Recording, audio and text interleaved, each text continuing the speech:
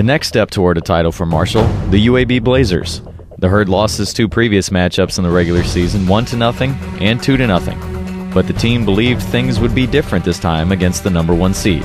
We weren't going to do it. Chad and Majai said, like, they're not beating us this game. They beat us last year, you know what I mean? They kicked their butts at their home field, but they're not going to beat us here. I was very excited because ECU, we needed revenge against them. UAB, we needed revenge against them. So I was like, all right, well, mark ECU off the list, on to the next one. Marshall came firing right out of the gates in the top of the first.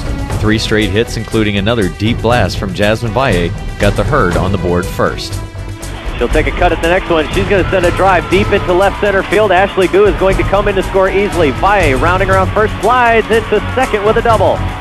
So a line drive double to left center field gets the first run on the board for Marshall.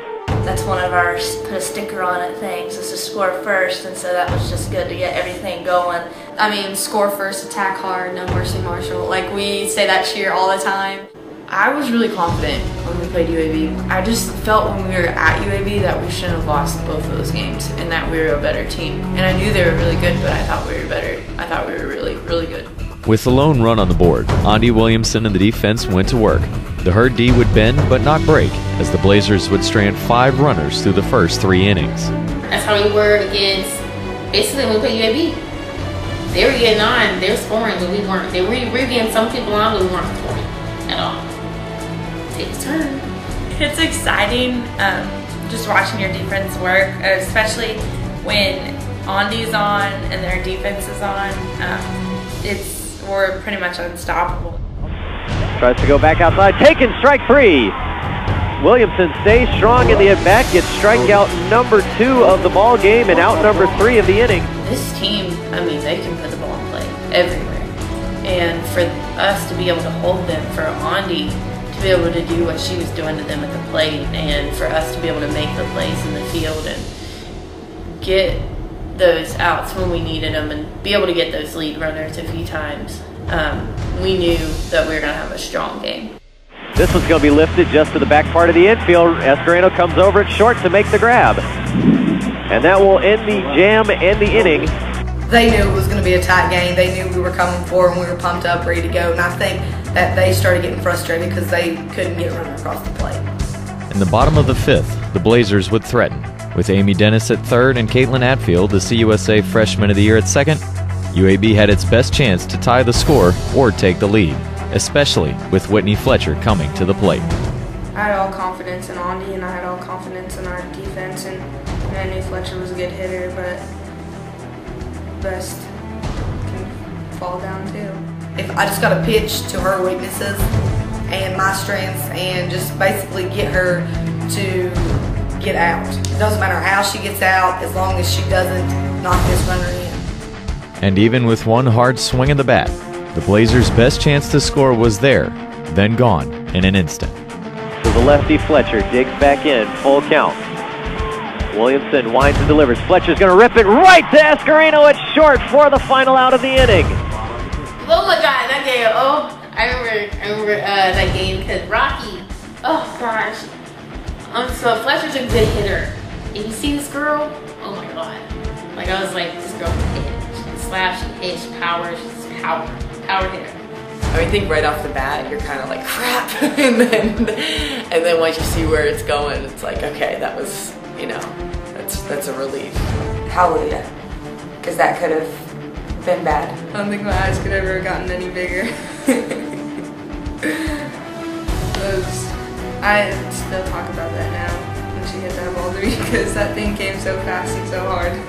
The toughness of the Herd defense would continue to the bottom of the 7th. Heather Pearson reached first with a 2-out single.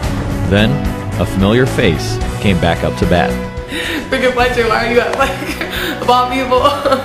She's one of those hitters where you know you're not going to be able to get her every time. Just because, you know, she's a talented player, talented athlete. But Andi had her number.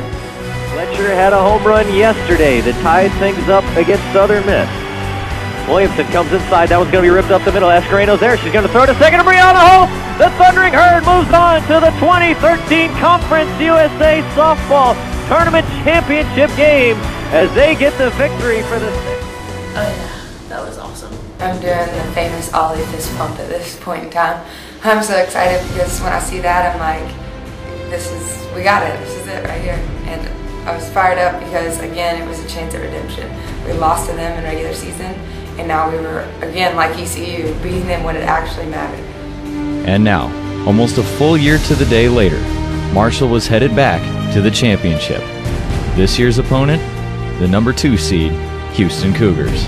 And that was our plan. That's been our goal for the whole season, except, you know, this year we had decided we're not going to fall short. We're going to win, and if we don't, it's going to be on us. Literally, I don't know if there's a single person on the team who doubted that if we played Houston, we wouldn't be champions. I swear I slept smiling.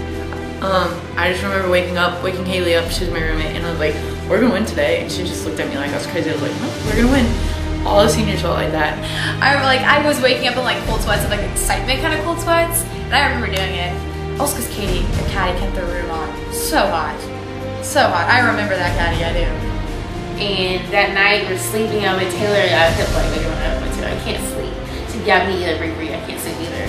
And I was like, I'm just gonna try to go to sleep. And then once I fell asleep, and I woke up, and she's like, how's sleep? I feel great. You know what I mean? We played long games, you know, sore, but I felt great. The next morning during warm-ups, a lot of attention and cameras turned to a couple of the herd's characters. It was my idea. I think that's probably obvious. Dawes saw some other team do it on TV one time. It might have been LSU or something.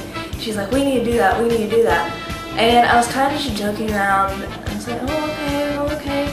Next thing I know, I'm in Target buying floaties and bubbles and beads and tiaras, wings. I think I had a mohawk that lit up.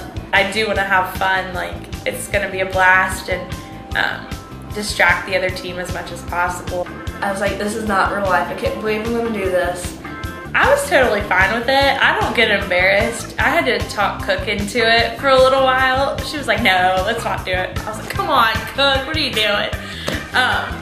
But yeah, you know, she's my sidekick, so what one does, the other does. And we had a blast. That game was so much fun.